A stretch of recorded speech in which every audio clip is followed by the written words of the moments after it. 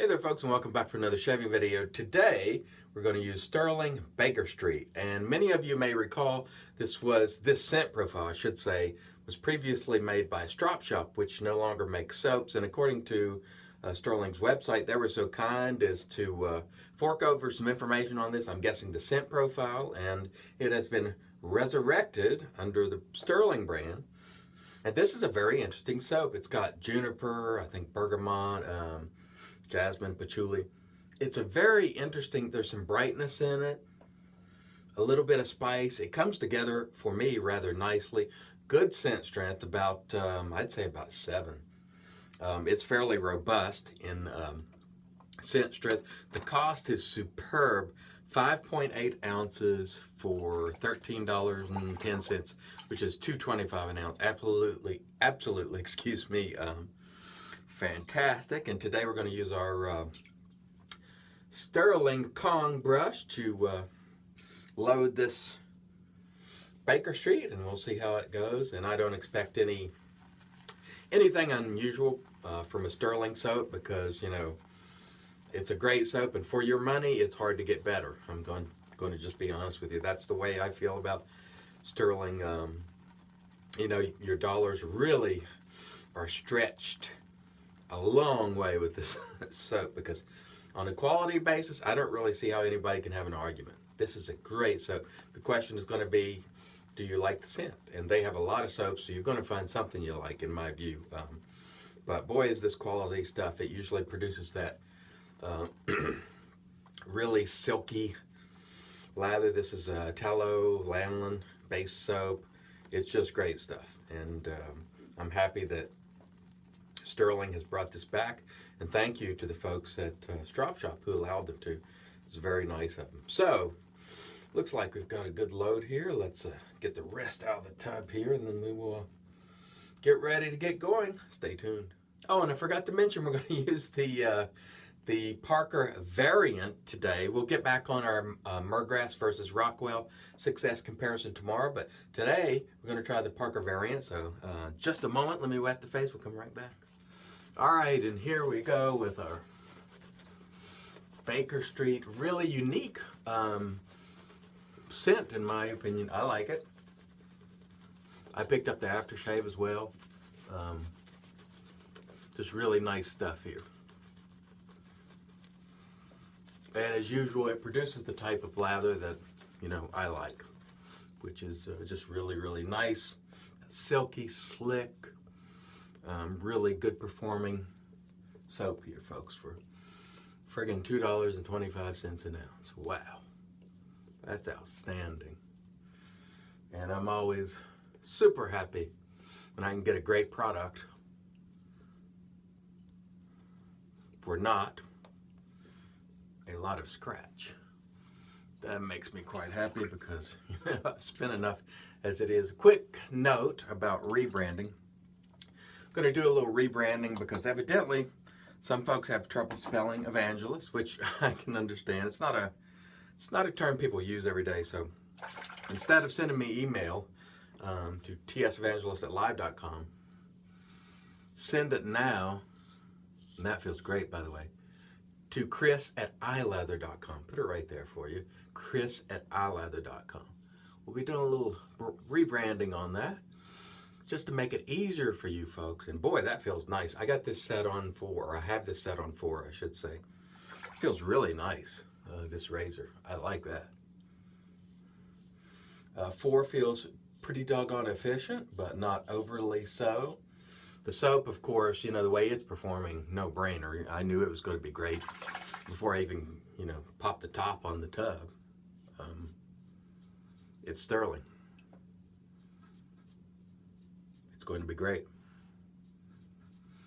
The only question for me was, would I like the scent? Because I never tried it when it was Strop Shop, but this is quite nice. It's unusual, be the way I would characterize it. It's nothing that I have smelled before myself, although there may be other scents or colognes like it. It's nothing that I'm familiar with. And our first pass has been quite good. quite good indeed. We'll come back for pass 2. Stay tuned. All right, so that first pass was really nice. Soap and razor working really nicely. Brush, everything just clicking on a Friday morning the way you'd like it to.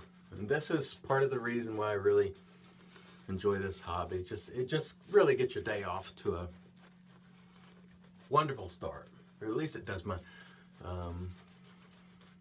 And I hope it does for you as well.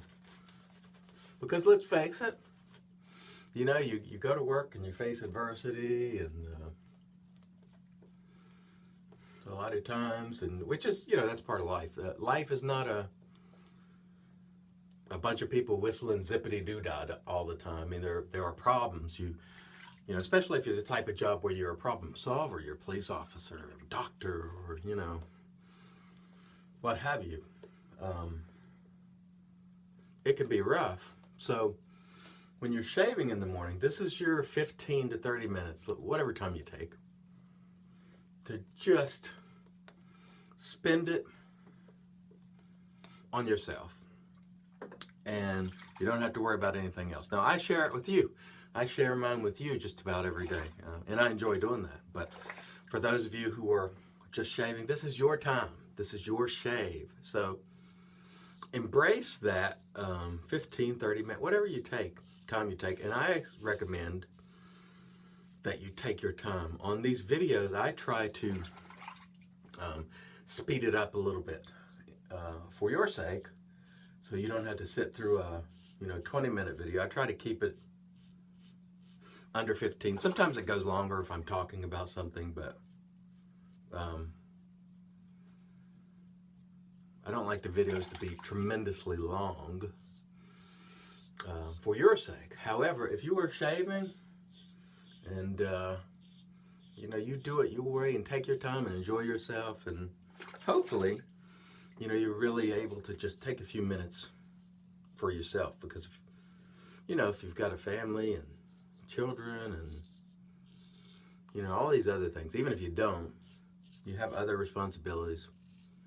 This period of time when you shave, it's yours, and enjoy that. Really enjoy that. All right, we'll come back for pass 3. So that second pass was really, really nice, just like the first. I have to tell you, and this is just based on one use, so it's not a definitive account, but what I'll say about this Parker variant is, if I had to choose between the Parker variant and the regular Merkur Progress with the plastic knob, I would choose the Parker variant, just because, for one, I don't like that plastic knob, even though it does give it the retro classic look, because that's the way they were when they first came out. I don't care for it. I just don't. I don't think it adds anything to it. Now, a lot of folks disagree. They like that. I do not. Which is why I got a Mergress, because I really prefer that stainless steel in the end, and I like the heft that it provides. This razor feels really nice and balanced as is, and it feels robust and sturdy. If you drop that Progress, you're going to risk breaking that piece of plastic, onto a hard floor, potentially. If you drop this one, you're probably not going to hurt it.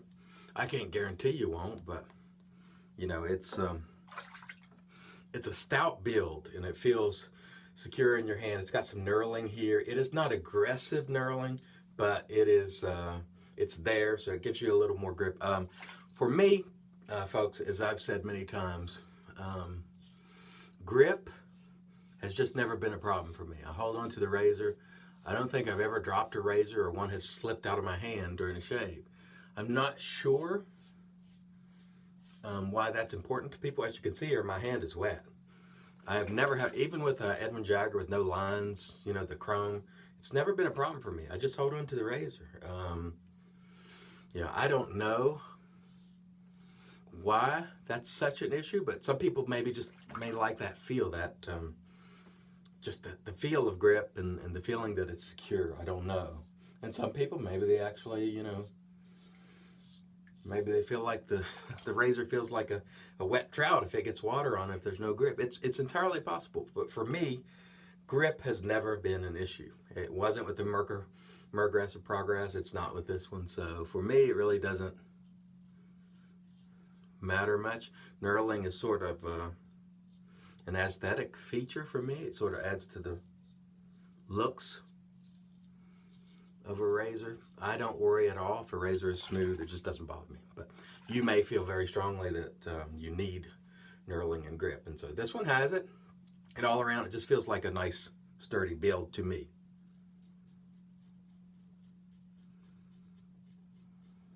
So,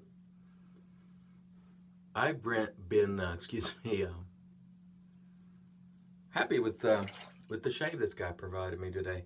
Let me rinse my face. We'll come back and do the post. Stay tuned. All right, and we are back with our magic made by witches. This is the cucumber, which I like a lot. Great stuff. Weather has changed outside, by the way, folks. Snow, a little bit of snow on the ground. Yeah. I was hoping we could sneak through to March without any more snow, but we got a little. We haven't had much, though, to be fair. We've been very blessed this winter, and I hope you have too, where you are. We'll let that set for a moment while we review our gear for today. Stirling Baker Street soap was really good.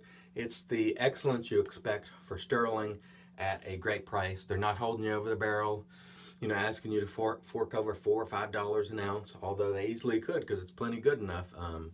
Great stuff here. Great stuff. I love it.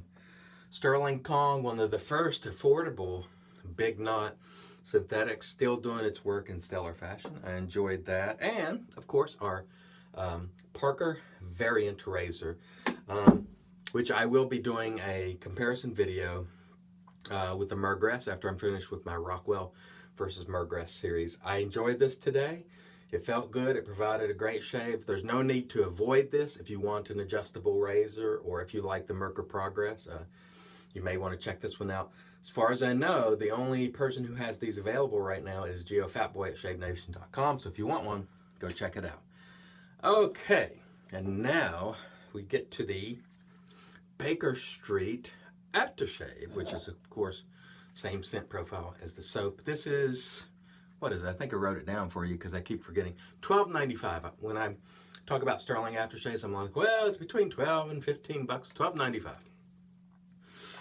Really nice stuff. Again, one of the tips that I offer you folks is I pour out of the back of the bottle. That way, if you're concerned about your label, sometimes folks who sell aftershaves, artisan types, don't really have labels that will withstand alcohol and all that stuff dripping down it, and it will smear.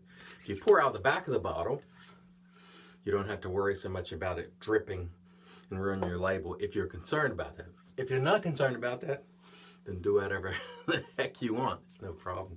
But if you are, try that tip. And this smells nice. I like it a lot. This is a keeper for me. Thank you, Rod at Stirling. And thank you, folks at Strop Shop, for allowing Stirling to get this or make this. It's really nice. Thanks, everybody, once again for watching. Remember, rebranding, if you want to contact me, the only way, it's not Facebook Messenger. It's not the old email. It's Chris at ilather.com. Chris at ilather.com. Shoot me an email with your questions. I will answer as time permits. Thanks once again for joining me for a wonderful shave. I really appreciate it. Until next time, let's make America shave again.